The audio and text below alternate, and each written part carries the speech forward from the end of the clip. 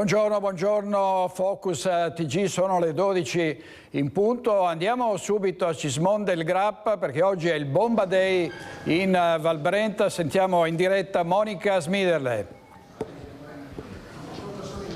Buongiorno a te direttore, buongiorno a tutti i nostri telespettatori. Dicevi bene, mi trovo in Val Brenta, precisamente a Vastagna. Con me c'è il prefetto di Vicenza Salvatore Caccamo, che ringrazio. Oggi Bomba Day in Val Brenta perché sono in corso le operazioni di disinnesco di un ordigno bellico inesploso della prima guerra mondiale che è stato rinvenuto a febbraio in via Roma a Cismone del Grappa, che è una località del comune di Vastagna. È operativo da questa mattina, lo vedete alle mie spalle, il centro operativo di coordinamento appunto dei soccorsi. Sono impegnati tanti uomini, 300 le persone che sono state evacuate alle 7 di questa mattina dall'area rossa, l'area di sgombero. Allora prefetto, ci racconta un po' questa giornata, questa lunga giornata per la Val Brenta, per l'intera Valsugana, perché vi dico già che c'è il traffico fermo perché la strada statale Valsugana è chiusa al traffico, fermi anche i treni già da ieri sera lungo la linea ferroviaria Bassano-Trento. Dunque prefetto, come sta andando questa lunga giornata in Val Brenta? Le operazioni procedono secondo già le direttive che io ho emanato qualche giorno addietro, ma questo è il termine, diciamo, di un percorso che già si è avviato alcuni mesi addietro con operazioni condotte dalla prefettura, con tavoli tecnici, e quindi oggi culminano con le operazioni in campo che vengono coordinate nel centro di coordinamento soccorsi e la prefettura, che ovviamente coordina tutte le componenti di protezione civile che sono sedute al tavolo. È una macchina abbastanza imponente perché vengono impiegate oggi tante risorse, non solo i militari del reggimento Guastatori che sono direttamente impegnati nelle operazioni di disinnesco, ma soprattutto tutta la macchina di protezione civile, perché come ha detto l'obiettivo prioritario è quello di mettere in sicurezza le aree interessate, in modo particolare i residenti della zona, e quindi già da questa mattina sono partite le operazioni di evacuazione e soprattutto la collaborazione dell'amministrazione comunale, perché tutto questo passa innanzitutto da un'attività informativa ai cittadini e in modo particolare poi tutte quelle misure di approntamento di quei siti dove vengono in questo momento alloggiati i cittadini residenti. Ci sono circa, signor prefetto, 300 persone evacuate. La bomba, lo ricordiamo, è in via Roma, quindi è proprio al centro delle case, in mezzo alle case, quindi sicuramente un occhio di attenzione alla sicurezza. Ricordiamo che sono in corso le operazioni di despolettamento da parte dei militari dell'8° reggimento Genio Guastatori Folgore di Legnago. Come stanno andando le operazioni? Le operazioni procedono secondo il cronoprogramma che ci siamo dettati. Lei ha parlato bene così di un luogo centrale, un sito urbanizzato, quindi antropizzato, e quindi da qui la necessità dell'approntamento di tutte le misure preventive e cautelative. Il sito di rinvenimento è proprio in pieno centro, diciamo, cittadino, e quindi da qui la necessità di dover interdire anche il traffico veicolare e sin da ieri sera addirittura anche la tratta ferroviaria interessata. Quindi proprio perché si è creato un disagio all'utenza cerchiamo di completare le operazioni in giornata in modo tale da far rientrare già i cittadini nelle rispettive abitazioni, ma soprattutto consentire agli utenti della strada e del tratto di ferrovia di poter utilizzare al meglio le infrastrutture. I cittadini di Cismone hanno già vissuto un Bomba Day pochi mesi fa, a giugno dell'anno scorso, in quel caso una bomba da 1000 libbre denominata Old Lady, che è stata portata poi per il brillamento alla cava di Rossano Veneto. Anche questa bomba verrà portata a Rossano secondo le indicazioni che ha lei? E allora, la direttiva che io ho emanato prevede il trasporto anche dopo il despolettamento, il trasporto in una cava a Rossano. Cerchiamo proprio in quell'ottica che ho appena riferito di ridurre al minimo i disagi alla collettività, di poter completare le operazioni nella giornata odierna, quindi evitare anche il trasferimento in cava. Questo un po' i militari sono impegnati con questo obiettivo, speriamo di poter riuscire a completare tutte le operazioni in giornata stessa. Io ringrazio il prefetto di Vicenza Salvatore Caccamo e allora direttore, se sei d'accordo, noi lasciamo il centro operativo, ci sposteremo ai margini dell'area rossa, l'area di sgombero, per incontrare proprio i militari della Folgore che stanno effettuando le operazioni di disinnesco della bomba. Grazie a Monica Smidele e al signor prefetto, grazie molto. Poi avremo un altro collegamento più tardi e parleremo anche con gli artificieri. Intanto andiamo sulla cronaca nera, duplice omicidio spaventoso di Verona, un uomo di 54 anni, un tossicodipendente che ha massacrato a coltellate i genitori. Vediamo il titolo del Corriere del Veneto: duplice omicidio a Verona, la confessione di Osvaldo alla coinquilina, così ho ucciso mamma e papà. E noi proprio la coinquilina avevamo intervistato ieri con la nostra inviata Valentina Visentin. Vediamo gli aggiornamenti.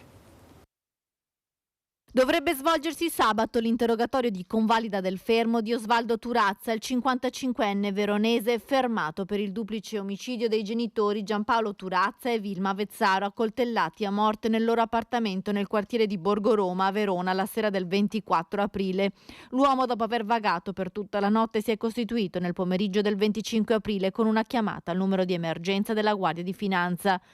"Li ho uccisi, ho fatto una cavolata", ha detto al telefono ai finanzieri che lo hanno geolocalizzato, individuato in un bar, le mani ancora sporche di sangue con un profondo taglio, il segno di una colluttazione.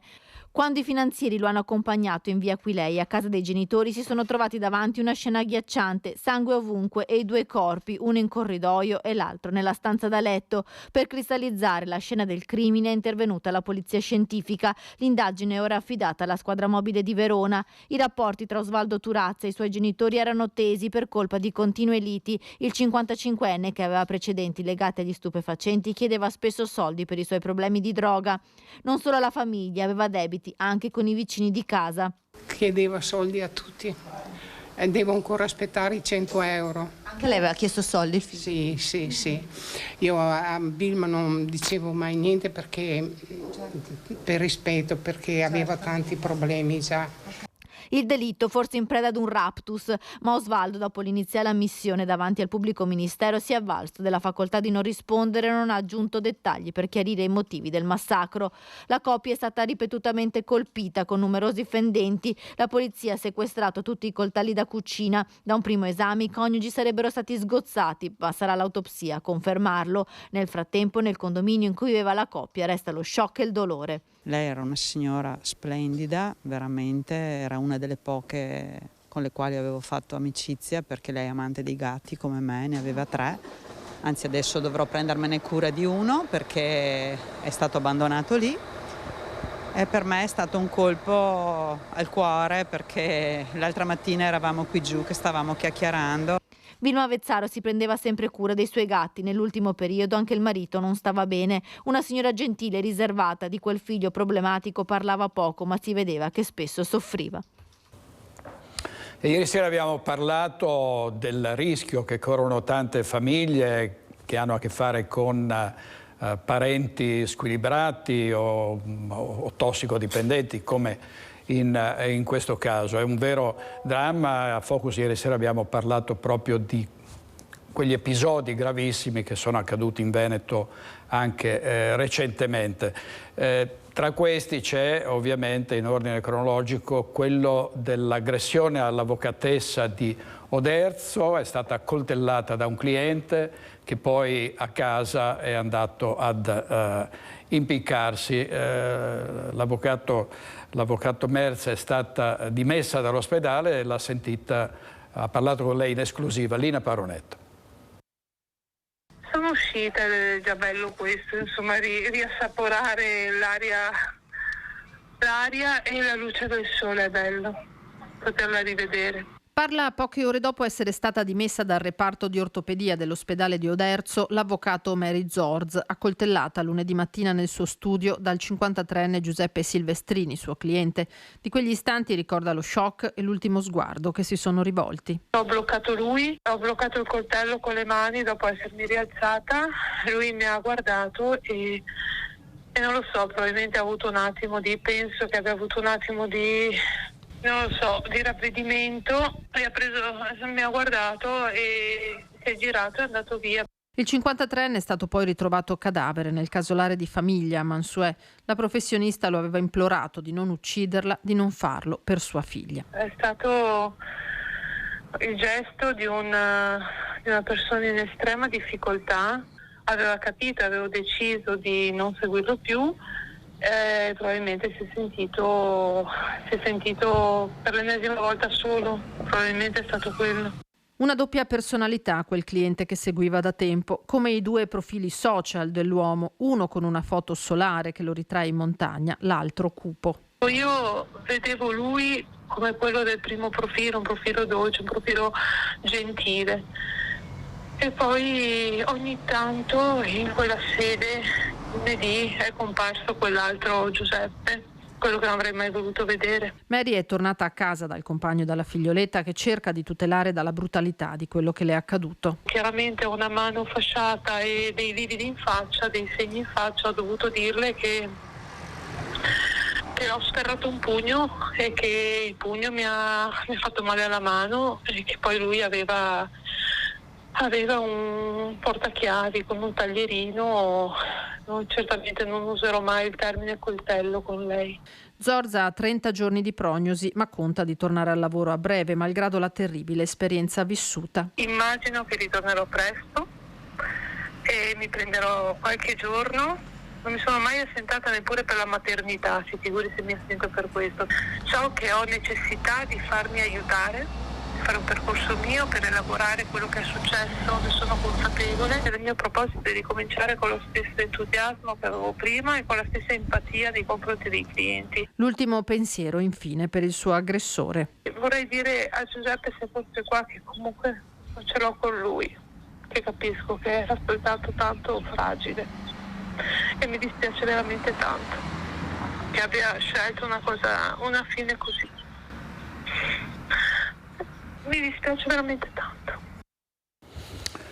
L'avvocato Mary Zorz, intervistata in esclusiva da Lina Paronetto. Abbiamo raccontato tanti altri casi di squilibrati in circolazione a piede libero che hanno fatto grossi danni a se stessi e ad altri soprattutto.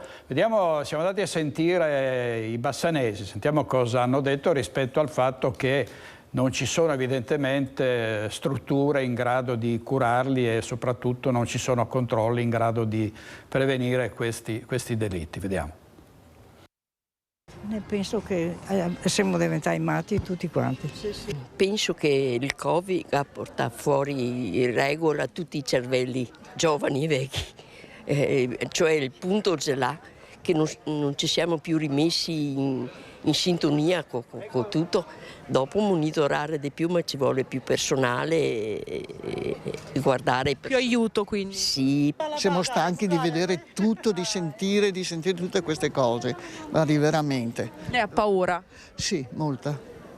Le dico veramente, vengo fuori poco apposta perché mi chiudo in casa, stiamo in casa perché così è meno pericoloso, perché girare così è una cosa impossibile. Se l'altro non le sparava, non so cosa succedeva, è vero? Ma ci vuole più attenzione, più monitoraggio secondo lei? Beh, penso anche di sì. Penso di sì che ci voglia, perché la polizia sono anche in pochi. Io dico solo che non c'è più una direttiva, Per quanto riguarda gli extracomunitari, sono considerati in certi casi anche nemici, però bisogna anche mettersi al loro posto perché lo Stato non sta dando assistenza come dovrebbe. In ogni caso anche gli italiani sono stanchi di questa situazione perché noi abbiamo bisogno di più sicurezza e soprattutto di certezza delle pene, perché oggi come oggi non ce n'è più. Sembra che siano tutelati più gli stranieri che gli italiani e questo crea questo disagio collettivo della società. Forse siamo anche troppo permissivi. C'è troppo disinteresse dalla parte delle istituzioni, diciamo. Il monitoraggio sulle persone che hanno delle problematiche, ma è un discorso che sento tutti i giorni in televisione. Cosa si può fare, bisogna investire, eccetera. Poi? E poi come si fa? Sono paesi questi qua che ci conosciamo un po' tutti, rimaniamo un po' sorpresi quando succede vicino a casa, diciamo. Bisognerebbe monitorare di più il tessuto sociale vulnerabile? Direi proprio di sì, sa. È un po' una situazione, diciamo, tragica al momento. Per quale motivo secondo lei? Per quale motivo? Ci sono un sacco di cose che non funzionano. Per esempio cosa? Troppo lunga la fila, troppo lunga, comunque è diventato proprio un macello. Lei ha paura di uscire? Direi proprio di sì, sa. Passanesi al microfono di Sharon Di Carlo, ovviamente facevano riferimento anche all'ultimo episodio, il marocchino che ha dato in escandescenza in mezzo alla strada a Fara Vicentino, ha sfilato una pistola a un carabiniere, ha sparato ad un vigile e poi è stato ucciso dagli uomini dell'Arma. Sugli squilibrati in circolazione abbiamo sentito ieri i nostri ospiti a Focus. Risentiamo cosa ha detto l'assessore allo sviluppo economico del Veneto, Roberto Marcato. Ed è preoccupante, anche se è difficile trovare un filo conduttore fra tutte queste immani tragedie. Purtroppo sono tragedie che hanno una loro specificità. Io credo che il Covid comunque abbia, i dati ce lo dicono anche, abbia influenzato negativamente in chi aveva una situazione critica. Noi l'abbiamo visto anche sui giovani, sono aumentati in maniera esponenziale i casi di autolesionismo, di tentativi di suicidio, l'uso di psicofarmaci. Cioè, quei 2 anni sono stati 2 anni devastanti per tutti, soprattutto per chi aveva situazioni magari delicate e quindi credo, non sono un sociologo, non sono uno studioso di questi processi, ma credo che il Covid abbia un ruolo in tutto questo. Dopodiché, ahimè, sono venuti meno quegli elementi di rete sociale che il Veneto aveva proprio per la sua conformazione anche familiare. Nelle nostre famiglie c'era sempre qualcuno a casa, c'era una solidarietà di borgata, di borgo, che oggi non c'è più perché siamo tutti fuori, siamo tutti a lavoro, si rientra la sera e chi è più fragile fa fatica a interagire con il prossimo e l'elemento della solitudine è un elemento drammatico. La solitudine, ovviamente anche il Covid che ha fatto dei grossi danni, diceva l'assessore Marcato. Adesso andiamo sulla cronaca, sulla politica. Ci racconta tutto Ilaria Marchiori sul no dell'Europa al Bosco dello Sport, confermato ieri dal ministro Fitto. Oggi pomeriggio un consiglio comunale infuocato a Venezia. A te la linea, Ilaria.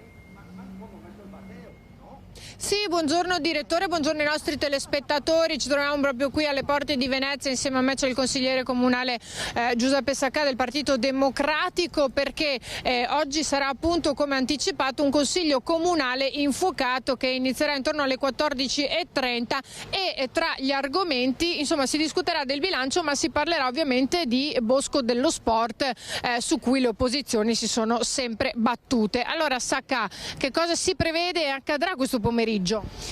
Ovviamente ci sono, sapete tutti, delle importanti novità, ossia l'Unione Europea ha detto che il cosiddetto Bosco dello Sport non è eleggibile per ricevere i finanziamenti del PNRR. Noi lo avevamo sostenuto da tempo, la Giunta ha voluto andare avanti e ahimè l'Europa ci ha dato ragione. Adesso si apre un enorme problema perché noi rischiamo di perdere importanti risorse, oltre 100 milioni dall'Unione Europea, ma appunto il Bosco dello Sport prevede 300 milioni di investimenti pubblici. Noi l'abbiamo sempre contestato, non perché siamo contrari ad infrastrutture sportive, ma perché secondo noi queste, come in tutta Europa, devono essere fatte anche con finanziamenti privati. Il PNRR e i fondi pubblici, soprattutto in questa fase storica, devono essere pensati e investiti per il rilancio socio-economico della città. Nulla a che vedere quindi con il cosiddetto Bosco dello Sport. Abbiamo sempre fatto delle proposte molto concrete, sempre rispedite al mittente, e ora ci troviamo davanti a una situazione veramente inusuale, cioè, rischiamo di perdere centinaia di milioni di risorse.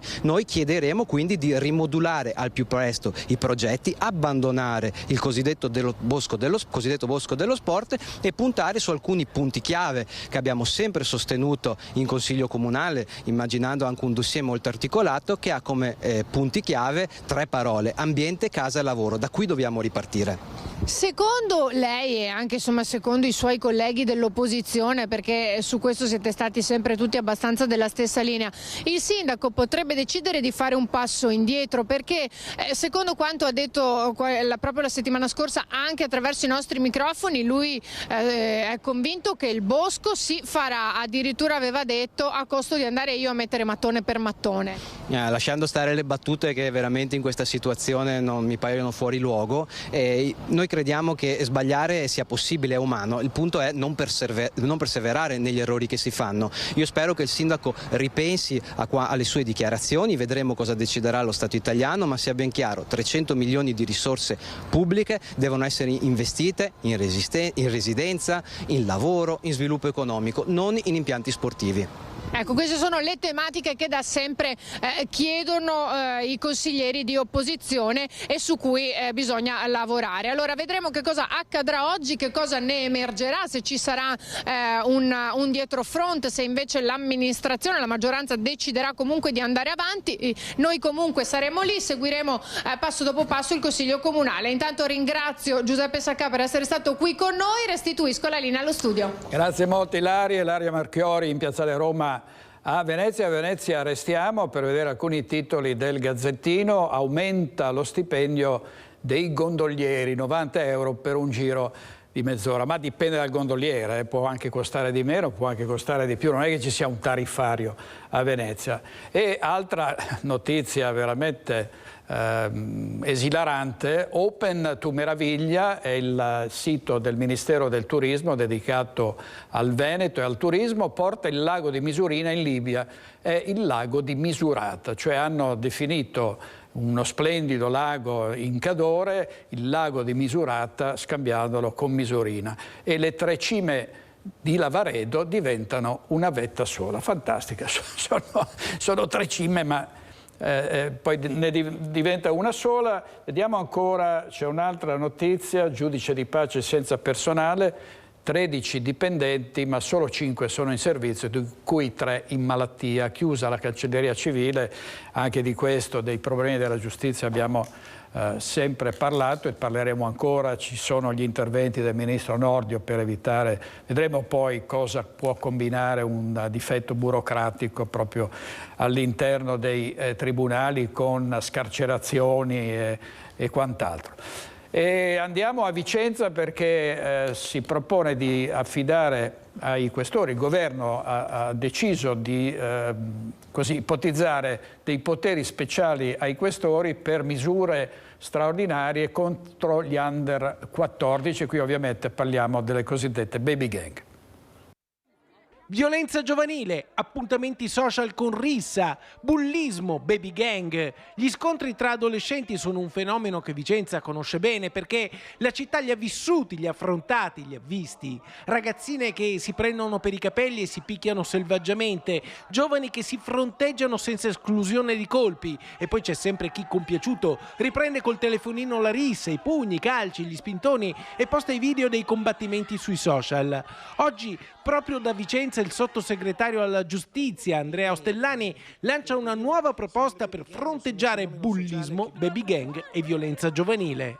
Diamo ai questori la possibilità di intervenire ad esempio con provvedimenti tipo il DASPO, provvedimenti di ammonizione verso i ragazzi anche infra 14 anni, non a carattere penale ovviamente, ma che siano capaci di coinvolgere le famiglie, non solo a pagare eventuali danni le famiglie, ma potranno essere anche destinatarie di provvedimenti veri e propri di sanzioni amministrative capaci ovviamente di fare non solo, ripeto, sanzione, ma soprattutto prevenzione. È proprio sulla prevenzione che il governo dovrà lavorare, con particolare attenzione al rispetto dell'obbligo scolastico che invece molti giovani studenti disattendono. Insomma, serve innanzitutto il ritorno al rispetto delle regole, che vale per i giovani, che vale anche per gli adulti e vale anche per coloro che oggi rappresentano lo Stato, ai quali noi dobbiamo dire sempre grazie per quello che fanno nonostante le grandi difficoltà. Insomma, il governo vuole lavorare nel segno della prevenzione, ma anche del coinvolgimento delle famiglie. Sicuramente anche a Vicenza non si può più far finta di niente. Fare finta di niente non è educativo. Io credo che bisogna intervenire, che si debba intervenire, coinvolgendo sia chi compie l'azione, ma anche le famiglie. Ricordiamoci sempre che questi minori hanno dei genitori e devono essere coinvolti. In regia oggi Andrea Basso con Mattia Pizzaia. Continuiamo con la cronaca. I carabinieri sempre in azione con i controlli sul territorio, in questo caso tra Schio e Malo. È stata denunciata una persona per porto abusivo d'armi e poi c'è stata un'altra denuncia per guida sotto l'effetto di sostanze stupefacenti. Una persona denunciata per porto abusivo di armi ed una per guida sotto l'influenza di sostanze stupefacenti. È il bilancio dei controlli dei carabinieri tra Schio e Malo che hanno denunciato un cittadino macedone e un cittadino nigeriano. Il primo è stato trovato a bordo di un'auto con un tirapugni in acciaio e uno spinello contenente hashish che sono stati sequestrati. Il giovane è stato denunciato in stato di libertà per porto abusivo di armi e segnalato alla prefettura di Vicenza quale assuntore di stupefacenti, con contestuale ritiro della patente di guida per 30 giorni. A Malo i carabinieri hanno denunciato un cittadino nigeriano poiché nel febbraio scorso alla guida di una bicicletta era rimasto coinvolto in un incidente con un'auto e a seguito degli accertamenti sanitari tossicologici è emerso che fosse alla guida sotto l'effetto di sostanze stupefacenti. Allora, questo era un servizio di Luisa Bertini, c'è stato un incidente grave sulla Romea, purtroppo ha perso la vita ieri un informatico. Vediamo il servizio di Federico Fusetti. È Marco Bondesan, consulente informatico di 60 anni, la vittima dell'incidente mortale avvenuto tra Cavanella d'Adige e Sant'Anna di Chioggia, lungo la Romea. L'uomo di Sant'Anna, padre di 2 figli, è praticamente deceduto sul colpo. L'incidente ha visto 3 auto coinvolte, una delle quali è finita nel fossato a lato della strada. Si sono registrati anche 3 feriti. La Romea è rimasta chiusa al traffico per oltre 4 ore per consentire l'intervento dei soccorsi, i rilievi e il recupero dei mezzi. Sul posto la polizia locale, i carabinieri, i vigili del fuoco, i sanitari del SUEM 118 e i tecnici dell'ANAS. Tra i feriti una donna incinta e 2 uomini, estratti dai mezzi grazie al lavoro dei pompieri. La ricostruzione della dinamica è affidata alle forze dell'ordine. Il traffico è andato in tilt in entrambe le direzioni, con code lunghissime sia in direzione Ravenna che Venezia. La Romea si conferma così una delle strade più pericolose d'Italia. Anche i comuni di Carmignano di Brenta e Fontaniva sono sul banco degli imputati nel processo sul guardrail irregolare che sarebbe stata la causa della morte di una 25enne. Comportamento negligente nella supervisione dei lavori. Questo contesta la Procura di Padova e i 2 tecnici dell'Unione dei Comuni del Brenta a processo per l'incidente che causò la morte di Benedetta Ciprian, 25 anni, avvenuta nella notte del 21 luglio 2020 a Carmignano di Brenta. Con i 2 tecnici adesso sul banco degli imputati finiscono i 2 comuni che formano l'Unione, Carmignano di Brenta e Fontaniva, citati dalla famiglia di Benedetta come responsabili civili. In caso di condanna condanna dei 2 dipendenti dell'Unione, i comuni dovrebbero farsi carico di un risarcimento danni. Un'uscita autonoma, forse per un colpo di sonno, quella che ha tolto la vita a Benedetta Ciprian, finita contro un guardrail in legno che si interrompeva a Moncone e che avrebbe trapassato l'abitacolo trafiggendola. Secondo l'accusa, il guardrail avrebbe dovuto essere protetto. Prossima udienza il 9 ottobre. Ricorderete lo spaventoso incidente di metà gennaio a Legnaro. Ci furono 3 morti, 3 quarantenni che morirono. Sono stati consegnati alla Procura di Padova gli esiti degli accertamenti che sono stati eseguiti. L'Audi A6 viaggiava a 170 km/h, quasi il doppio del limite consentito in quell'arteria. Vediamo. Diego Rampazzo, 46 anni, è stato sbalzato fuori dall'abitacolo. Edward Doi, 45 anni, alla guida, e Martina Pagnin, 46 anni, che viaggiava sul sedile posteriore, erano rimasti all'interno delle lamiere accartocciate della potente Audi A6.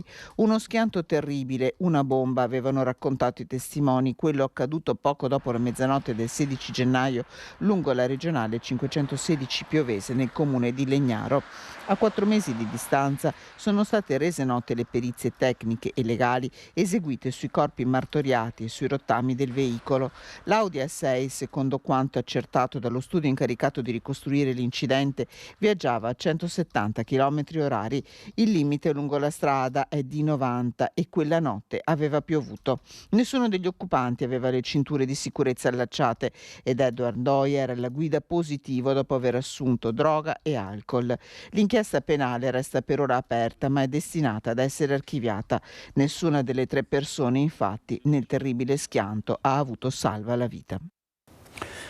La Corte di Appello di Trieste ha confermato la sentenza di primo grado per omicidio stradale plurimo, omissione di soccorso e lesioni gravissime. È stato condannato a 7 anni Dimitre Traikov, che aveva ucciso le 2 cugine Jessica e Sara lungo la A28. Guidando un SUV era piombato sull'auto di queste 2 povere ragazze che sono morte lasciando figli e famiglia in lacrime. Vediamo il servizio di Umberto Bosazzi della nostra redazione triestina.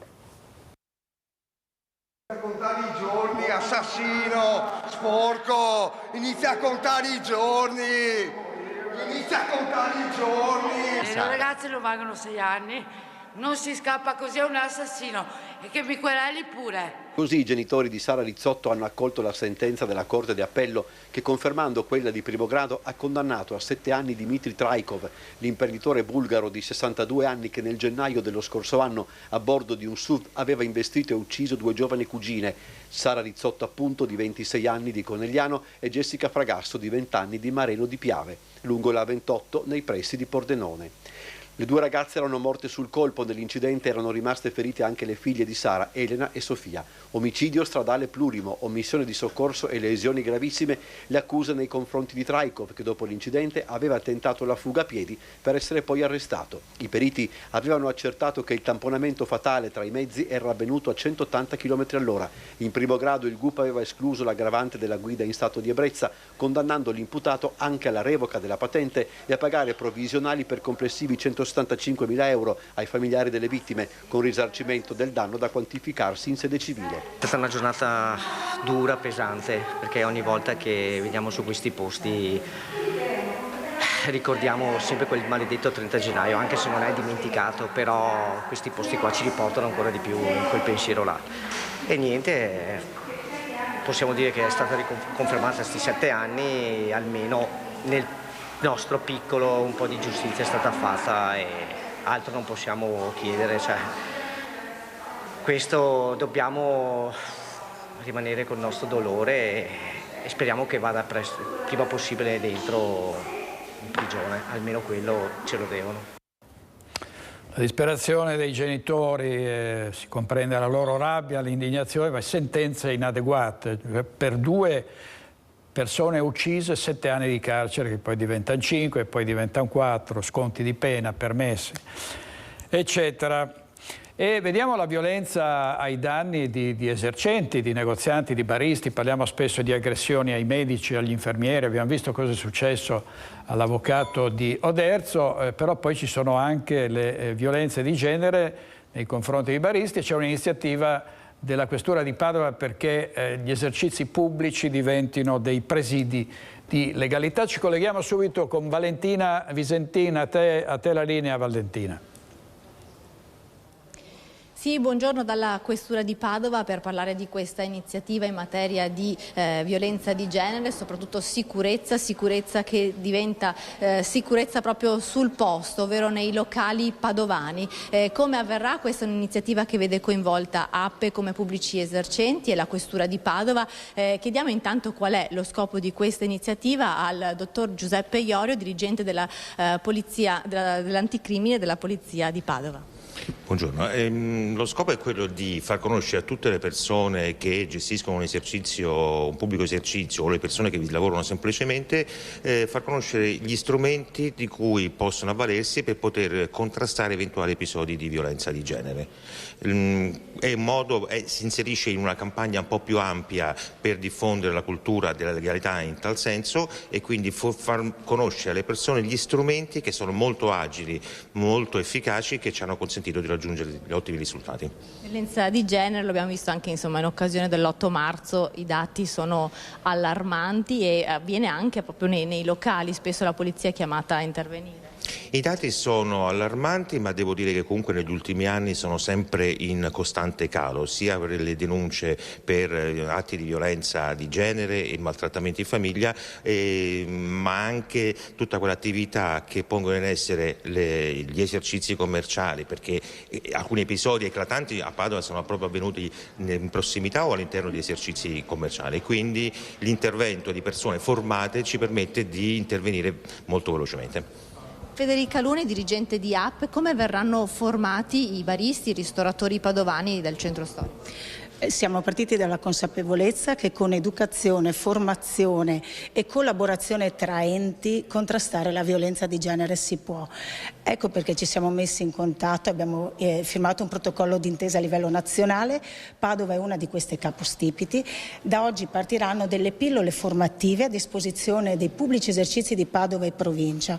Cosa vuol dire? Che i nostri associati pubblici esercizi, che notoriamente e storicamente sono una rete capillare del nostro territorio, quindi già di per sé presidi territoriali storici, avranno a disposizione delle pillole formative in internet, quindi attraverso un collegamento, faranno questa formazione quando vogliono, quando hanno un momento libero. Al termine di questa formazione ci sarà un questionario finale con valutazione e al termine del questionario verrà consegnata una vetrofania con dei numeri da chiamare, con QR code, con delle indicazioni da dare all'utente finale per chiedere aiuto.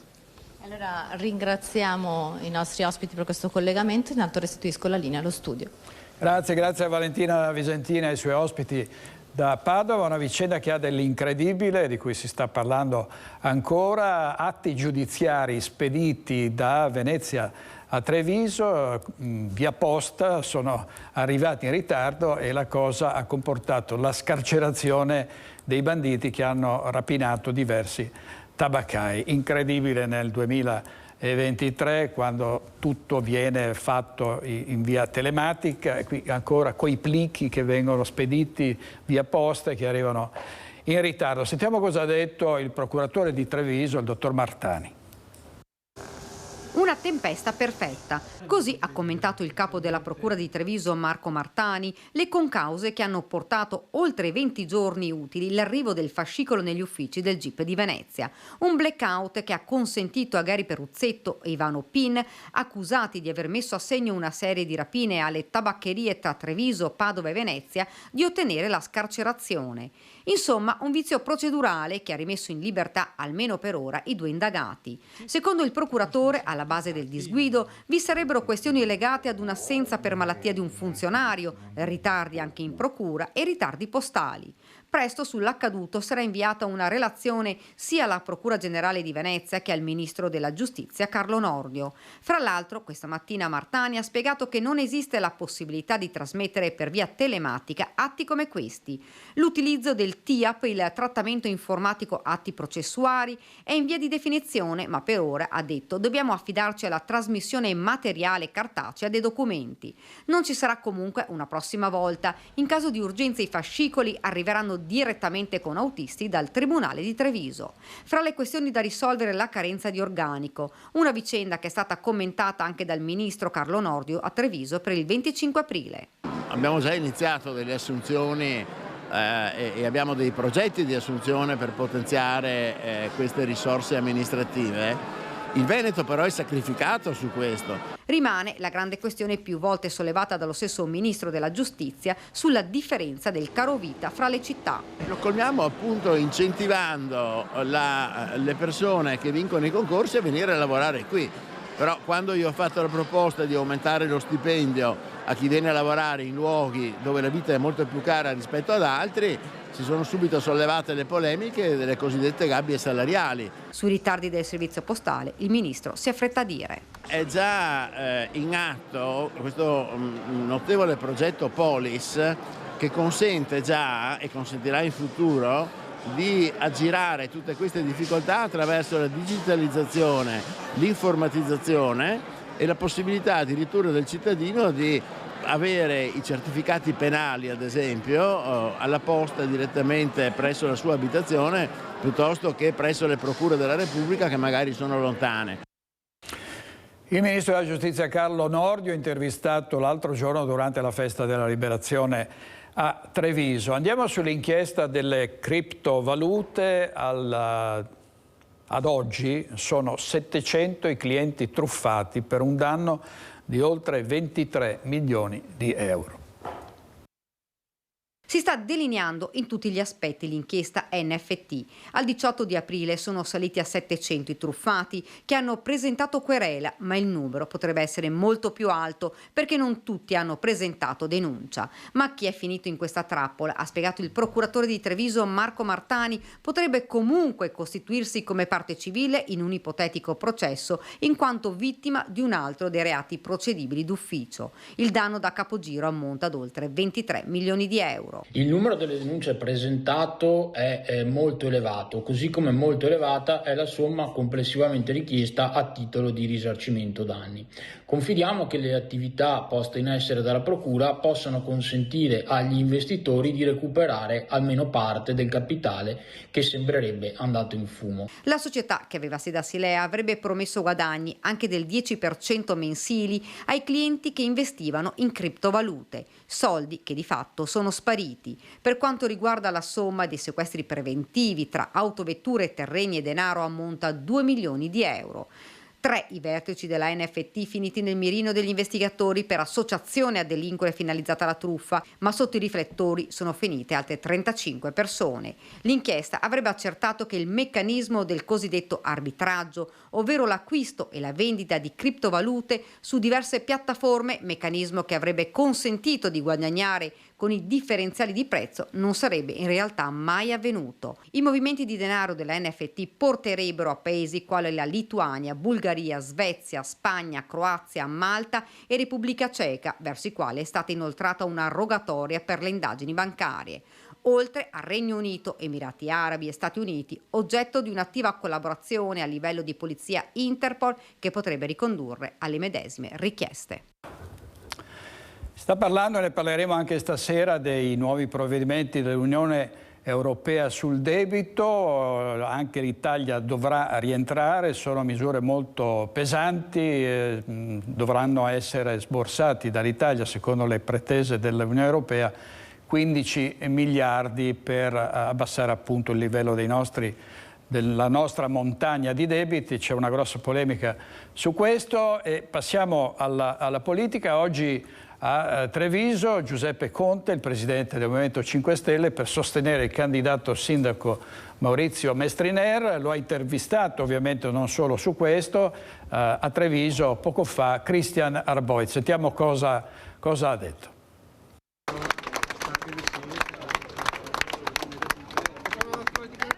Allora Presidente, ieri la proposta della Commissione europea, questo patto di stabilità europeo, questo nuovo patto di stabilità europeo, la convince?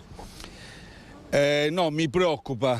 Mi preoccupano queste anticipazioni sulla riforma del patto di stabilità e crescita, perché abbiamo la prospettiva di vincoli molto rigidi che vengono riproposti nel segno di un'austerity. Ci si concentra sulle spese primarie e non si calcolano gli investimenti, come noi avevamo chiesto, anche in green, per la svolta green in particolare. Quindi la prospettiva è quella di tagli seri per il nostro sistema economico e tra l'altro aggiungo, non so se questo governo riuscirà ad esprimere la forza per combattere questa battaglia e contrastare questa prospettiva. Purtroppo gli indizi non sono positivi, perché è un governo che già dalla legge di bilancio ha dimostrato di abbracciare l'austerità.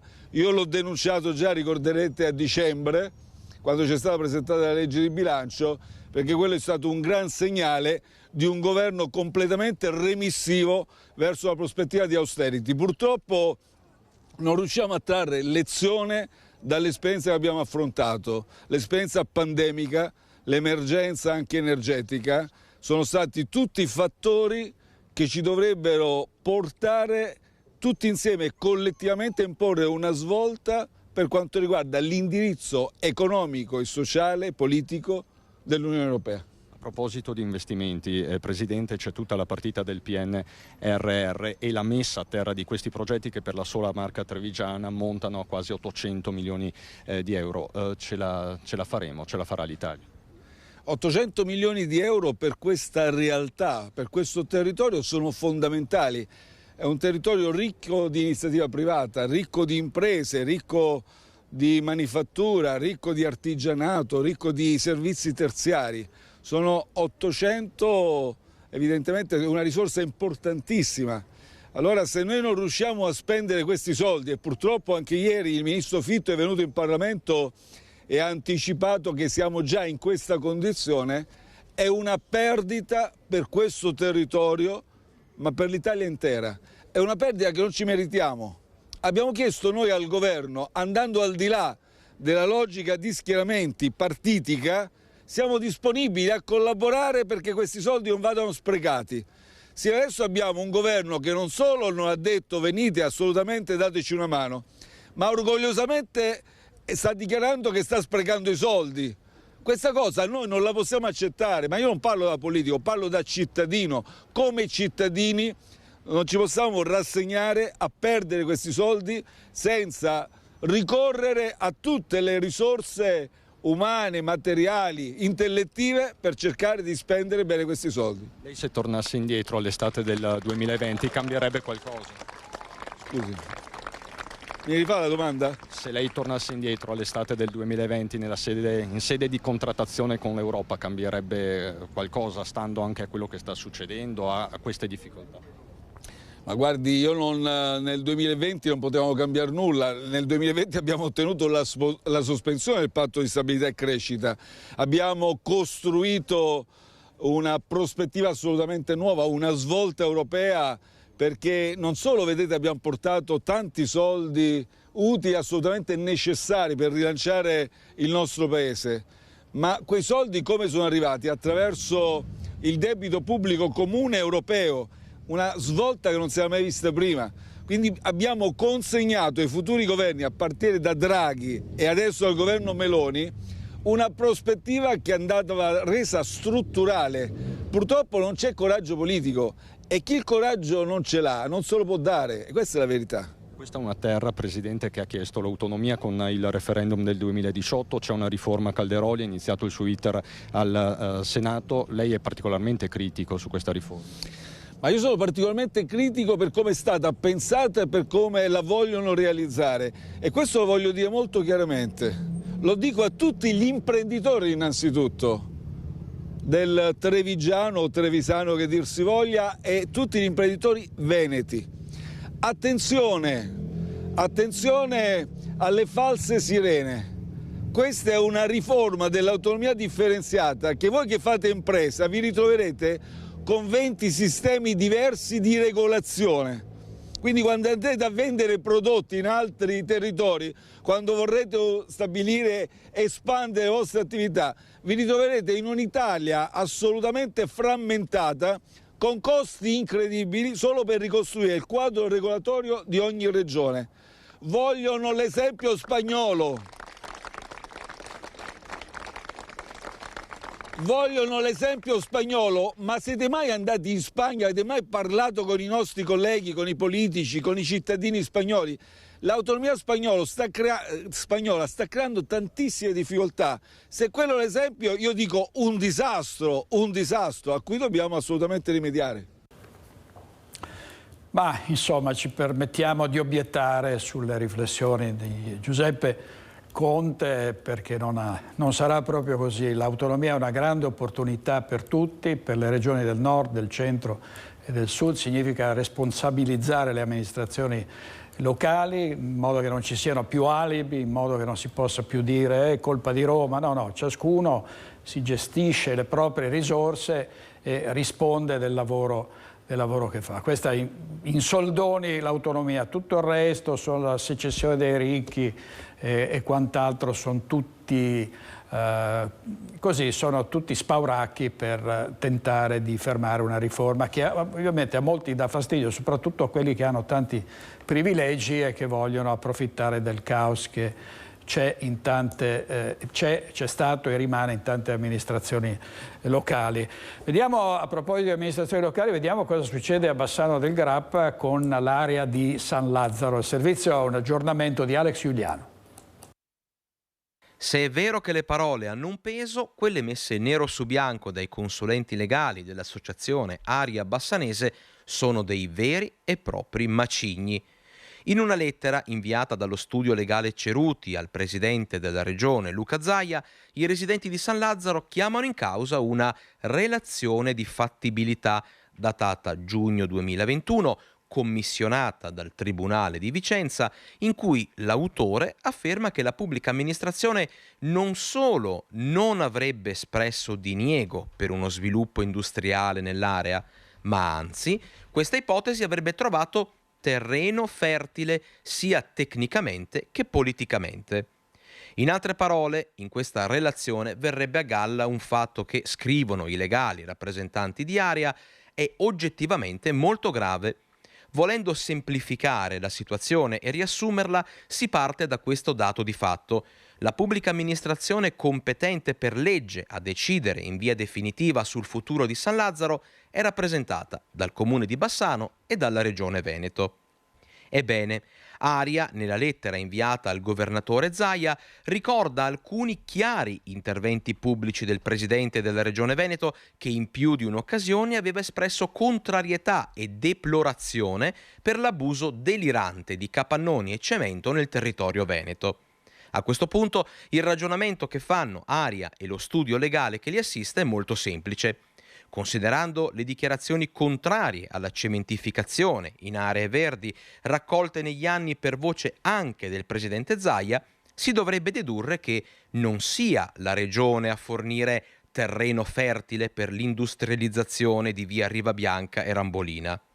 Quindi, siccome è stato chiarito che la competenza è della regione e del comune, resterebbe appunto solo l'amministrazione comunale come unico soggetto indiziato a creare quel terreno fertile per le aziende e la costruzione dei capannoni. Il tempo stringe e i nodi stanno venendo al pettine. Per San Lazzaro e i bassanesi è tempo di conoscere il loro futuro e la verità su ciò che sta accadendo. Vogliamo ringraziare a nome di tutta la cittadinanza Rete Veneta, anche Rete Veneta, che insieme a tante altre associazioni e cittadini hanno portato alta la nostra voce sui campi di San Lazzaro.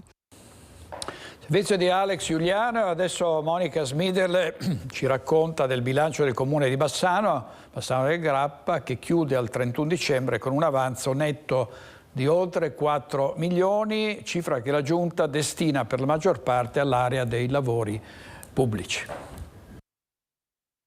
È un bilancio innanzitutto in equilibrio, nonostante le difficoltà che abbiamo incontrato durante l'esercizio 2022. Si chiude con un risultato positivo di circa 14 milioni. Difficoltà legate in particolare all'impennata dei costi di energia elettrica e gas, più che raddoppiati nel 2022 e passati da 1,5 milioni di euro a oltre 3 milioni. Nonostante le spese extra dovute alle utenze, il bilancio del Comune di Bassano chiude con un avanzo che al netto di riserve e accantonamenti tocca quota 4.300.000 euro. 500.000 resteranno in cassa per imprevisti, 3.800.000 euro invece saranno redistribuiti per finanziare vari progetti, opere pubbliche in particolare, ma non solo. 87.000 euro serviranno per il processo di digitalizzazione del Comune, quasi 500.000 per sostegno al sociale e allo sport, 135.000 per quartieri e polizia locale. Ma la fetta più grossa andrà all'area quarta dei lavori pubblici, quasi 3 milioni di euro frazionati in una serie di interventi. Di nuovo, in realtà c'è poco, si tratta più che altro di spostamenti di bilancio e anticipazioni per dare il via a progetti prima dell'arrivo effettivo dei contributi. Corretto, è per dare il via ai progetti. Ci sono anche un paio di novità, di la verità. Una sono le asfaltature sulle quali già a dicembre avevamo messo finanziati 270.000 euro, ma quelle sono già progettate e andranno in asfaltatura tra un po', mentre abbiamo messo ulteriori 350.000 euro di asfaltatura, i cui progetti, l'esecuzione dei lavori saranno per settembre-ottobre. Sono iniziati i lavori per la posa del ponte provvisorio che permetterà di ripristinare la viabilità tra Riviera Berica e San Pietro in Tigogna. Siamo a Debba, la struttura prefabbricata sarà posata all'inizio di giugno. Ci racconta tutto in diretta Luisa Bertini. Prego. Partono oggi qui a Debba i lavori per l'installazione del ponte provvisorio che andrà ad affiancare il ponte storico che vedete qui alle mie spalle, che è stato chiuso e che verrà nel frattempo restaurato. Ponte temporaneo che servirà a ripristinare a partire da giugno la viabilità tra Riviera Berica e San Pietro in Trigogna. Un sollievo per i residenti che in questo periodo di chiusura del ponte in ghisa in via cautelativa per il degrado in cui versa dovevano passare per un percorso alternativo, allungando inevitabilmente i tempi. Gente che lavora qua là sarà grandi disagi che deve fare tutto il giro. C'è 20 km, andare qua a fare il giro 20 km, è una mezz'oretta. Disagio sì, molto, ma non per me solo, per tanti. Non vediamo l'ora tutti quanti. L'intervento prevede la posa di nuove fondazioni profonde con micropali, la costruzione delle spalle del ponte e la realizzazione delle opere di connessione con la viabilità esistente. Operazioni che dureranno una quarantina di giorni. Successivamente, all'inizio di giugno, si procederà con la posa del ponte provvisorio, costituito da una struttura prefabbricata in acciaio. I lavori di risanamento del vecchio ponte in ghisa, che risale al 1885, sono in fase di aggiudicazione per un valore di 200.000 euro finanziati con i fondi del PNRR. Sono partiti i lavori sul vecchio ponte di Debba, il quale viene restaurato in loco e sostituito temporaneamente appunto per la riapertura del vecchio ponte da un ponte Bailey che verrà utilizzato in senso alternato, un po' come l'utilizzo del precedente. Tutto questo in ottica dei nuovi ponti di Debba che sono alla progettazione definitiva, sono già passati alla fase esecutiva e quindi si prevede entro l'anno anche l'affidamento dei lavori per l'inizio della grande opera. Sì, il sindaco di Vicenza Francesco Rucco, c'è il ponte sullo stretto, grandi progetti, grandi infrastrutture, però poi ci sono anche i ponti, i ponticelli che servono ai cittadini nei paesi e nelle città. Torniamo subito a Valstagna dove c'è di nuovo Monica Smiderle. Oggi è il Bomba Day, sentiamo se ci sono novità. Te la linea, Monica.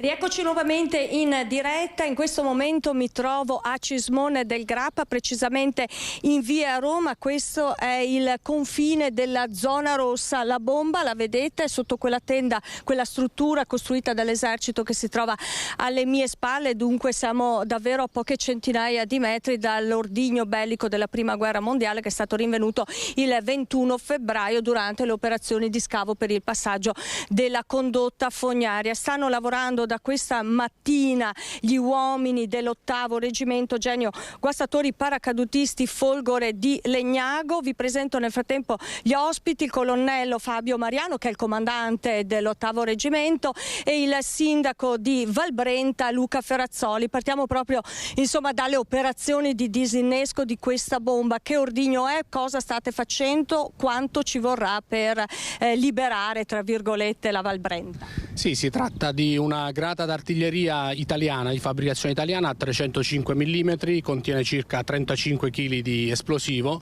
Sono iniziate, come diceva lei, questa mattina le operazioni di disinnesco, quindi neutralizzazione dell'ordigno, e sono iniziate alle 8, coordinate dalla prefettura di Vicenza. I lavori di preparazione sono iniziati già il 12 di aprile scorso. È stata realizzata quella che lei ha indicato prima, ovvero una struttura di contenimento che serve a contenere gli eventuali effetti di un'esplosione accidentale, e ha consentito peraltro anche di limitare quello che è lo sgombero del personale civile. Le operazioni, dicevo, questa mattina iniziate con circa 35 militari dell'esercito impiegati, oltre a tutta la struttura, come dicevo, coordinata dalla prefettura di Vicenza, incluse le forze dell'ordine e tutti gli operatori nelle varie agenzie.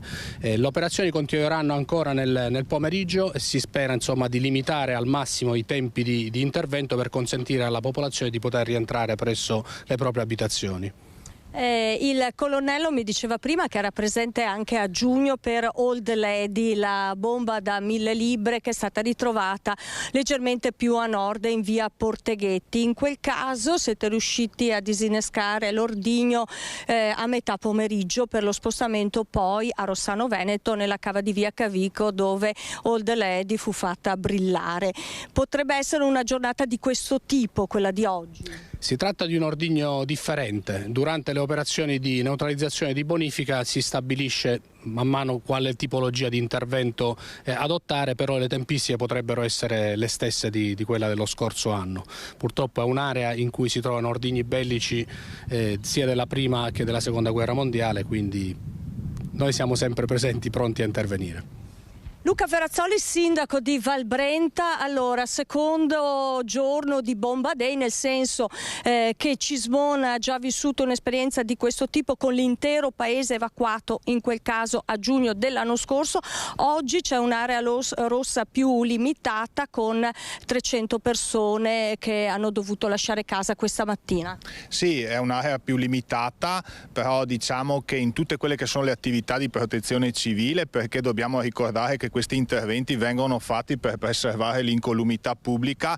Diciamo che l'esperienza precedente ci ha insegnato tanto, è andata bene l'altra volta, ma è andata bene anche questa volta. Io devo ringraziare i miei concittadini che non ci sono state difficoltà nel momento dello sgombero, perché noi avevamo un impegno anche con gli artificieri che tanto ci stanno dando, cioè quello di liberare le abitazioni il prima possibile, in modo che non ci fossero interferenze con le operazioni, perché ovviamente una volta che viene messa in moto tutta la macchina è importante che gli artificieri possano fare il loro lavoro, che ci sia continuità, nella speranza che con l'impegno di tutti le operazioni possano durare il minor tempo possibile. E quindi liberare sia la strada statale Valsugana che far ripartire i treni anche lungo la linea ferroviaria. Sì, assolutamente, perché quando ci sono interventi come questi non bisogna dimenticarsi appunto che l'incolumità pubblica è la stella polare che va perseguita, però una limitazione dell'area in cui ci sono infrastrutture importanti crea degli effetti di disagio non solo limitati alla nostra popolazione, ma a un bacino più ampio.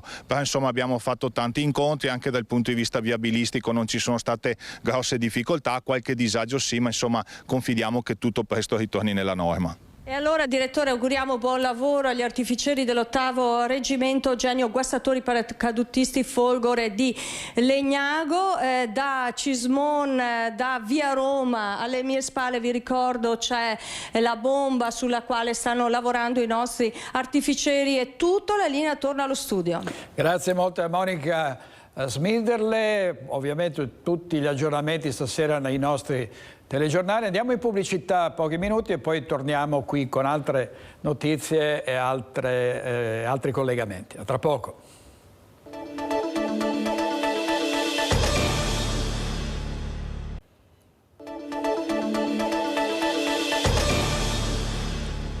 Nuovo in diretta con Focus TG in regia Andrea Basso con Mattia Pizzaia. Oggi andiamo avanti con quel che raccontiamo in genere della UL7 in base anche, l'UL7 pedemontana, in base anche alle proteste dei cittadini, dei pazienti. Qui c'è un duro sfogo di una donna che lamenta dolori lancinanti, aspetta una risonanza, ma in ospedale le avrebbero consigliato di andare dai privati. Vediamo. La signora Maria non riesce più a camminare, a muoversi, a compiere i gesti più semplici senza piegarsi dal dolore per un serio problema alla schiena. In cura a Bassano le è stata prescritta una risonanza magnetica urgente perché senza quell'esame le cure e le terapie non possono proseguire. Sicché il giorno 11 mi sono rivolta al pronto soccorso di Bassano, sono stata vista anche dallo specialista della terapia antalgica, i quali mi dicono tutto può essere, però ci sono necessari approfondimenti come la risonanza magnetica da fare entro 7 giorni. Chiamato il CUP, che nonostante l'urgenza avrebbe riferito alla signora Maria di non poter garantire il rispetto delle tempistiche. E infatti la signora Maria sta aspettando ancora. E la sintomatologia giorno dopo giorno comunque mi impedisce di camminare, di fare le mie cose, di riuscire un po' a stare in piedi, insomma passo giornate a letto. La paziente si rivolge così a Vicenza, dove il neurologo le consiglia un immediato ricovero al San Bassiano. Ma niente da fare. La signora Maria ci racconta che da Bassano le hanno detto non c'è posto. Sentite però che alternativa le hanno proposto. L'unica cosa che può fare, ma al limite no, se va a qualche struttura privata a farsi la risonanza magnetica. Allora io dico abbiamo un servizio sanitario nazionale di cui si può usufruire, no? Devo andare a pagare un'urgenza? Dopo qua che è stato prescritto un ricovero? E questa è l'eccellenza della sanità del Veneto? Siamo a questi livelli che un cittadino non ha diritto più a curarsi. Certo che è un disservizio, perché queste cose qua io oggi le sto segnalando io, ma chissà in quante altre persone che succedono. Cioè io quel che farei l'appello a tutti i cittadini del Veneto, no? Di fare segnalazioni, perché comunque non si può andare avanti così, no? E chi è indigente, no? Perché io alcune visite me le sono fatte anche a pagamento, no? E chi è indigente che non ha i soldi, come fa? Cioè dice prima muori e poi campi?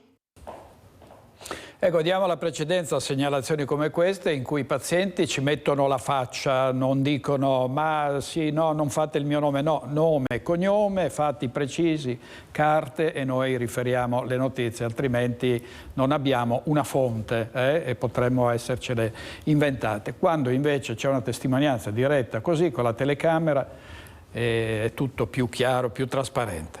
Allora, vediamo un'altra piaga sociale che è quella ormai un'emergenza, è quella degli infortuni sul lavoro, tantissimi morti bianche, così si chiamano. Vediamo i dati dello Spisal di Padova.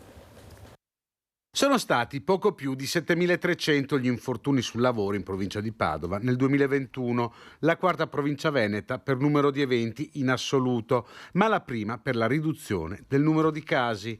Negli ultimi 5 anni, infatti, la riduzione degli infortuni sul lavoro è del 18,5% in continuo calo dopo il picco del 2018, con più di 9.000 casi. Negli ultimi 5 anni si sono ridotti nella provincia di Padova del 18% gli incidenti mortali, però insomma non dobbiamo mai adagiarci, c'è sempre molto da fare e e i 2/3 delle stesse contravvenzioni che vengono purtroppo fatte vengono riutilizzate a favore della formazione di piccole, medie e grandi imprese. 1 milione di euro arriva dalle multe che lo Spisal ha comminato e vengono investiti in prevenzione per i lavoratori. Vengono investiti attraverso lo Spisal proprio per azioni di prevenzione, di formazione, anche di sostegno appunto alle imprese e nel rispetto appunto nel raggiungimento anche dei livelli essenziali di assistenza. Quindi sono appunto veramente soldi ben spesi.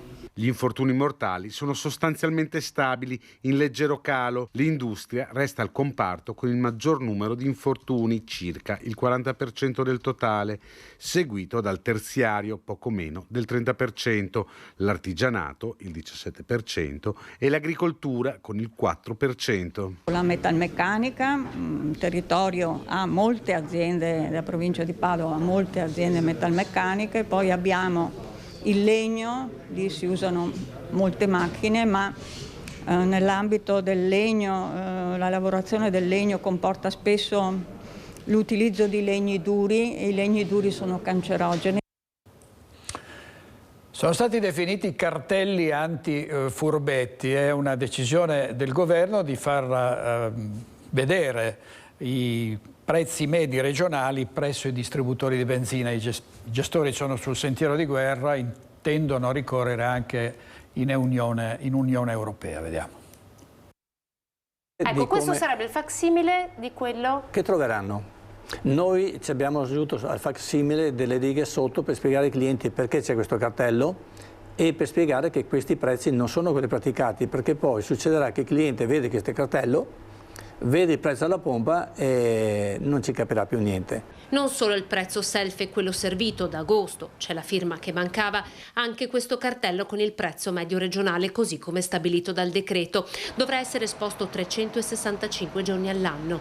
E così salgono almeno ad 8 i prezzi che un automobilista dovrà riuscire a leggere prima di decidere se fermarsi o meno a quella pompa. Voglio vedere una persona che arriva a 90 all'ora come al limite massimo di quella strada, anche se non si va proprio a 90 all'ora, come fa ad arrivare sull'impianto e aver capito già qual è sulla strada il prodotto che gli interessa, cioè è una follia. Un disagio per tutti, gestori e automobilisti, ma anche una potenziale situazione di pericolo. Usare l'informatica come funziona bene, almeno quando funziona bene, per eliminare il cartello, perché per noi è fonte di confusione. Tutto lì, quindi noi puntiamo a eliminare il cartello, non a modificarlo. Gestori che portano a casa, è bene ricordarlo, sempre solo 3,5 centesimi al litro di benzina erogato. Di recente l'ultimo calo nel mercato internazionale con i prezzi più bassi che vediamo alla pompa, eppure, conferma Parin, si potrebbe fare di più. In questi giorni c'è un ulteriore calo e guardando bene i numeri c'è ancora, volendo, le compagnie petrolifere potrebbero oggi abbassare il prezzo ancora di 7-8 centesimi al litro, rimanendo con immagini che avevano nel 2019, perché il cliente è molto dinamico su questo, non è più come una volta che va lì tranquillo, adesso sta molto attento.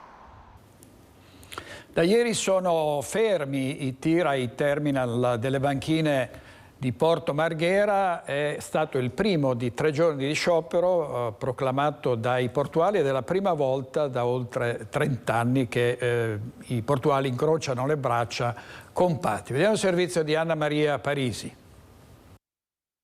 Porto Marghera, il serpentone dei tir fermi alla banchina dei Mulini e in via del Commercio. Accanto a loro il doppio picchetto della delegazione dei 150 lavoratori sui 500 dipendenti diretti degli oltre 10.000 portuali con gli indiretti. Tutti in sciopero unitario, promosso da CGIL, CISL e UIL, il primo della 3 giorni proclamata per la prima volta da 30 anni a questa parte. È una cosa che non succedeva da molti anni nel porto di Venezia, perché i lavoratori portuali, soprattutto della nuova compagnia lavoratori portuali, sentono minacciato il loro lavoro da una proposta che fa il presidente dell'autorità di sistema portuale. La proposta, in modo tecnico, viene spiegata così. Il bando per l'assegnazione del lavoro di manodopera, l'articolo 17, è scaduto a 3 anni e ci hanno presentato un bando. All'inizio volevano farlo solo di 2 anni, una cosa assurda, quando mentre le concessioni vengono date per 25 anni, per poi dirottare verso sì, forse un 4+4, ma con dei paletti che minano la nostra sicurezza sul lavoro. All'atto pratico manca una certezza del lavoro, dicono i portuali. Non c'è un programma, non c'è un futuro, non c'è qualcosa di solido, tutto campato in aria, tutto buttato là. La proposta di bando dell'autorità portuale per sindacati e lavoratori metterebbe a rischio stabilità, sicurezza, certezza e tutela degli stessi rispetto a un sistema che finora aveva sempre dato garanzie di continuità, seppur con delle pecche. Per questo siamo scesi in lotta. Lui ci ha fatto questa proposta, poi l'ha modificata, ma non ci ha dato niente di concreto e nessuna garanzia, e noi dobbiamo lottare per averla, perché il bando di gara è giusto farlo, lo prevede la legge, ma vogliamo anche avere certe rassicurazioni che ci permettano di pensare al futuro di questi lavoratori. Indetta a Venezia per la seconda giornata di sciopero una conferenza stampa del presidente del porto di Blasio nel percorso di confronto con organizzazioni sindacali, terminalisti e compagnie, peraltro già tenuto una decina di giorni fa. Non è stato un incontro, per la seconda volta è stata un'audizione, diciamo una chiacchierata che non si è risolta bene, perché ovviamente quando c'è un'audizione non c'è un verbale di quello che si è detto, quindi non c'è stato un vero e proprio incontro. Lo sciopero anche oggi e domani. Sentiamo le ragioni della protesta con altre voci. Sentiamo. La mia mansione è lo stivatore, è 34 anni che sono qua. Lo stivatore è quello che coordina la nave, c'è il lavoratore, ma con queste chiamate spesso succede che o per esigenze del terminalista o per problemi ci disdicono. E siamo arrivati che ci mettono magari in una giornata... Quando lo si sa che la giornata di lavoro non è più tale? Alla mattina. Tu puoi venire... Se uno comincia alle 7, quando viene Se uno comincia alle 7 può essere avvertito verso le 6, 6 e mezza che deve prendersi una giornata di ferie. Il lavoro nella continuità fino ad oggi c'è stato, seppur nella costante precarietà, senza dare un'opportuna dignità occupazionale nella certezza e nei turni di lavoro da picco e da burnout, denunciano compatti portuali con uno dei loro portavoce. Quindi uno quanti giorni di ferie si mangia così? Noi abbiamo 30 giorni di ferie all'anno. Diciamo che 15-20 sono per l'azienda, per poter tirare lo stipendio a fine mese, ecco, perché altrimenti vieni messo come assente ingiustificato. E comunque a carico del lavoratore? A carico del lavoratore, sempre. Da quanti anni va avanti questa storia? Diciamo che andiamo avanti, io è 34 anni che sono qua, andiamo avanti da circa 34 anni. Ci avvertono la sera prima dove andiamo a lavorare il giorno dopo. Riceviamo una telefonata, ci chiedono e ci dicono sei su quel posto là, e questa è la battaglia, un inizio della guerra che stiamo facendo con il sindacato e le nostre istituzioni per cercare di cambiare la tipologia di lavoro. Servizio di Anna Maria Parisi. Adesso ci spostiamo da Porto Marghera a Mestre, dove c'è una mostra sul cosiddetto buco di Mestre, cioè l'area in cui c'era l'ospedale Umberto I, ex Umberto I, che è diventata un'area molto degradata. Vediamo. Servizio di Filippo Fois. Perché ricordiamoci che fin quando c'era l'ospedale c'era una movimentazione di circa 2 milioni di persone all'anno, e questo si è perso, diciamo, in questi 15 anni. Il fatto di tenere vivo un dibattito, comunque di cercare di dare dei contributi, diciamo, alla soluzione di questo problema, è uno degli obiettivi che ci siamo posti in questi anni. I più giovani non possono neanche ricordare come fosse questa parte di Mestre quando c'era l'ospedale Umberto I. L'abbattimento della struttura risale al 2009 e da quasi un quindicennio nel cuore della città c'è un buco di 4 ettari diventata una zona sempre più degradata. Il comitato ex Umberto I Bene Comune, che da anni si batte per una riqualificazione dell'area, ne ripercorre la storia dalle origini, quando lì sorgeva il primo castello di Mestre, fino e soprattutto negli ultimi difficili anni, attraverso una mostra ospitata nella sede dell'associazione Viva Piraghetto in via Piave. Vogliamo che la popolazione di Mestre si renda conto del tesoro che c'è nel cuore della città. Questa zona, che era l'antico Castelvecchio, quindi l'inizio della città di Mestre, con il suo verde, con i 3 padiglioni, con la chiesetta, con l'ex CUP che sta lì in via Antonio de Mestre, e devono essere al centro del dibattito cittadino e della decisione. Non si è fatta nessuna assemblea e neanche nessun consiglio comunale su questo tema. Alcuni edifici sono restati di proprietà pubblica, mentre una parte dell'area è stata venduta ad una catena di supermercati. Una scelta che non era piaciuta a chi, come nel comitato, pensa che il comune abbia perso una grossa occasione per riscrivere la storia di Mestre, magari con quei fondi europei del PNRR che invece si volevano utilizzare per uno stadio e un palazzetto dello sport prima della bocciatura di Bruxelles. L'abbiamo detto fin dall'inizio, anche in Consiglio Comunale come comitato, in cui abbiamo detto che la missione 5 per la rigenerazione urbana delle zone degradate era proprio destinata per la rigenerazione del centro della città. Abbiamo 4 ettari e abbiamo una parte pubblica che deve essere rigenerata e quindi i fondi pubblici dovevano servire per quello. E questa era Monica Coin di Unione Popolare. Andiamo in pubblicità e poi torniamo con un libro sulle fondazioni pubbliche del professor Gianfranco Perulli. A tra pochissimo.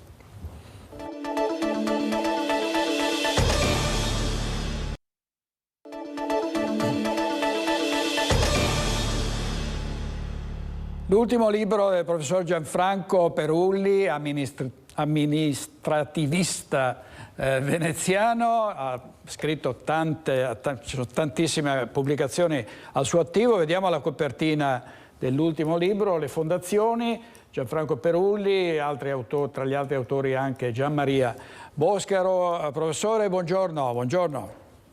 Direttore, grazie dell'invito. Grazie a lei. Allora, un libro sulle fondazioni di diritto pubblico per chiarire quali punti in particolare, perché sono temi tecnici delicati, ma insomma lei sa in maniera molto chiara dirci di che cosa si tratta.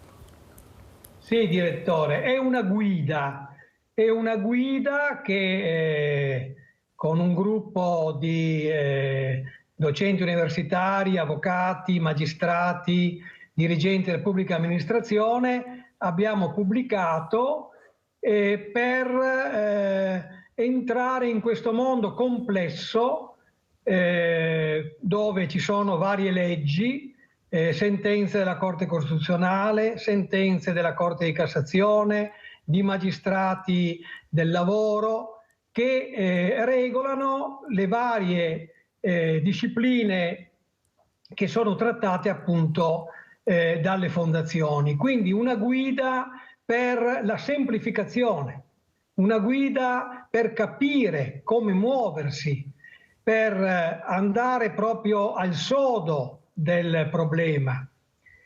E questo è tanto più utile vista la complessità di questo istituto, che non è né pubblico né privato.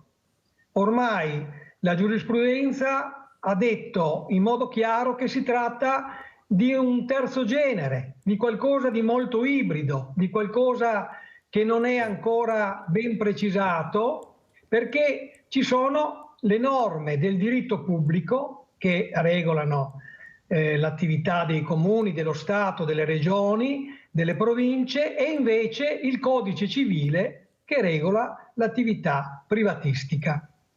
Quindi la complessità di questo istituto nasce dal fatto che questi due mondi, mondo pubblico e mondo privato, sono assieme e quindi la difficoltà di addentrarsi in questa materia.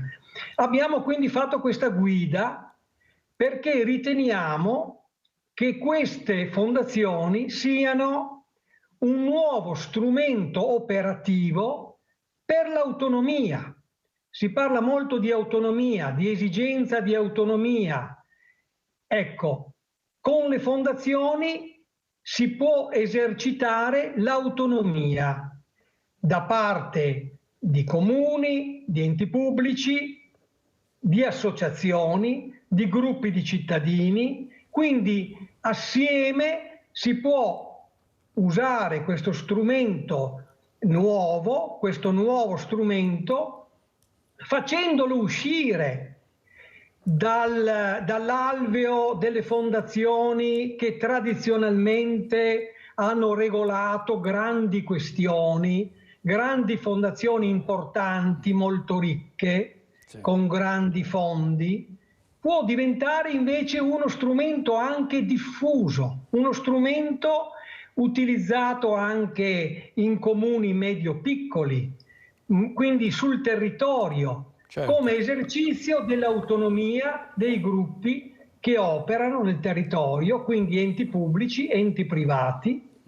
per realizzare eventi di natura culturale, sportiva, di volontariato, in qualche modo anche venendo incontro alle esigenze dei cittadini nei più vari settori, organizzando appunto mostre, organizzando presenze, convegni, dibattiti, aiutando quindi una diffusione della cultura a livello territoriale. Non c'è dubbio, anche quindi un volano per l'economia locale, certo ecco, è importante una guida, perché molto spesso i consigli di amministrazione delle fondazioni si muovono e gestiscono risorse, ci sono anche delle responsabilità. Chi è che controlla poi l'operato delle fondazioni, avvocato? Ecco, qui si tratta di capire se la fondazione ha una prevalenza pubblica oppure privata.